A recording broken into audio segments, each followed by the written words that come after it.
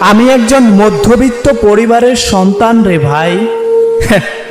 আমাদের অহংকার বলতে কিচ্ছু নাই। কি নিয়ে অহংকার করব রে ভাই? না আছে বাবার টাকা, না আছে ক্ষমতা। কিছুদিন পরই হয়তো চলে যাব টাকার জন্য দূরপ্রবাসে, হয়ে যাব রেমিটেন্স যোদ্ধা। দামি বাইক আর নিজের খেয়াল খুশি মতো চলার অভ্যাস আমাদের না রে ভাই। আমাদের ইনকাম করে নিজে চলতে হয়। তুমি শুনেছ না, দিন আনে দিন খাই।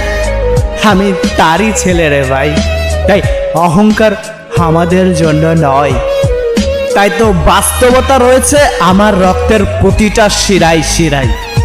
তুমি যখন দামি বাইক নিয়ে ঘোরো সারা বাংলায়, তখন আমরা ভোর 6টায় ঘুম থেকে উঠে কর্মে যাই টাকার প্যারায়।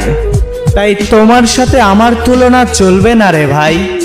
এই কথাগুলোর মূল্য শুধুমাত্র মধ্যবিত্ত পরিবারের সন্তানরাই বুঝবে রে ভাই।